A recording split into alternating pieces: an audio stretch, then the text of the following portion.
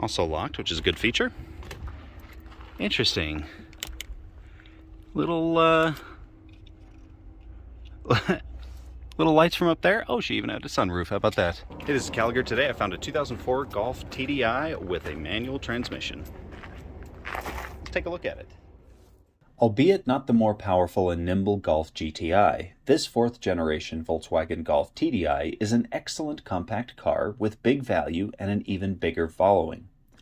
I'm no expert on Volkswagens. I've only ever owned one, a beat-up old 1970 Beetle with a sunroof, but I'm still happy to talk about cars, whatever the make and model. The Golf was intended to be the new Volkswagen people's car when introduced in 1974. It was a suitable replacement for its outdated air-cooled rear-wheel drive grandmother, but the world just couldn't get enough of her, and the old Beetle continued production all the way up to 2003 in some countries. This front-wheel drive little hot hatch was a near-instant hit, however. People adored the Mark I Golf, so much so that nearly a decade later, when the second-generation Mark II Golf was introduced, Golf sales figures plummeted and never fully recovered, at least in the United States. In 1981, there was 159,588 Golfs sold in the U.S., and 7 years later, that figure was only an unimpressive 26,000. Sales outside the U.S. were stronger in many places, and on the 25th of June 2002, the Golf overtook the Beetle as the most built Volkswagen of all time.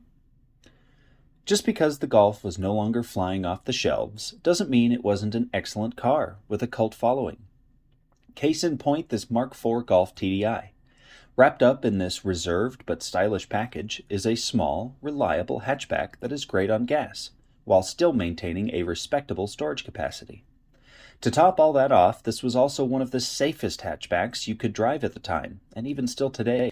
Underneath the steep rear, long roofline, iconic Golf C-pillar, and stubby front end, was the outstandingly reliable 1.9-liter four-cylinder diesel power plant that allowed the TDI to get up to 38 city and an awesome 46 highway. While power was an unimpressive 100 horsepower, this Mark IV Golf made up for it with nimble handling and that all-important manual transmission. I've yet to drive a Golf, and I look forward to the day that I can drive this important, stylish, fun little hatchback. It's actually in reasonably good shape aside from the paint on the hood there.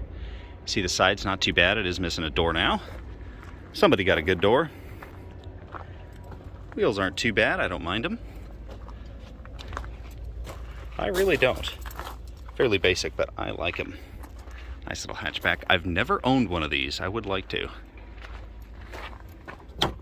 Locked, but it's got a really nice feel, and it's made of metal, which is nice. Also locked, which is a good feature. Interesting. Little little lights from up there. Oh, she even had a sunroof. How about that? Storage compartments, kind of small, but not too bad. Sound. What is that?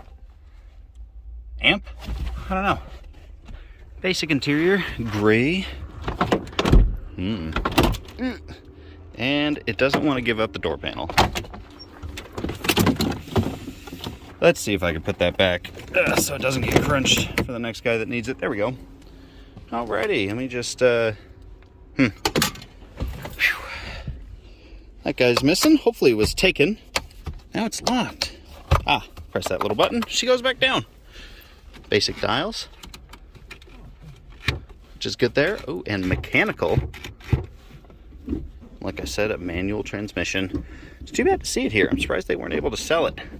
I can't remember if it was in an accident. I don't believe so. Unless you considered an accident what Volkswagen decided to use for their door panel fabrics here. The new Beetles had the same problem. Stuff would just fall off, and it's very difficult to glue because you got to get all this. Ew, don't know why I did that. All that gunk. Pretty basic black gauges. Easy to read though. Not a bunch going on in this interior. Frankly, I would have liked to have seen it in its heyday though. Although this one didn't have all the options. Manual transmission was nice though. Anything hiding in the glove box? No. Not too bad, somewhat small, frankly. And what looks like a little vent down here as well, which is nice. Ooh! Did this one... I Couldn't tell you if it had manual or crank windows.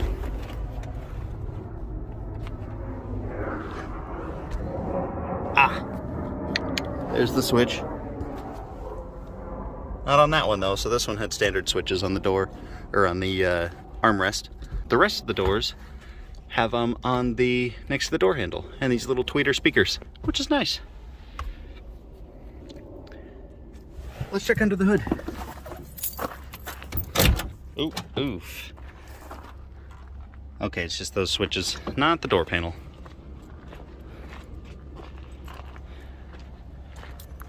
Yeah, it's in good shape.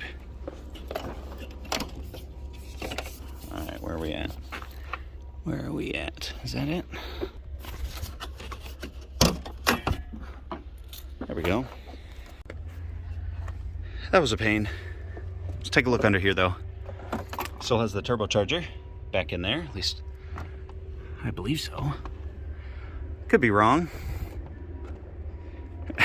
This honestly looks remarkably easy to work on for a front-wheel drive vehicle. A little tight right there, but not too bad anywhere else. I like this too. This little protector here against the hoses. Wow! Hopefully this was not in service anytime recently. Those hoses are fried. She got a bit leaky there too. You can see some gunk down in here. We got some buildup here. A little bit of spillage around the oil cap.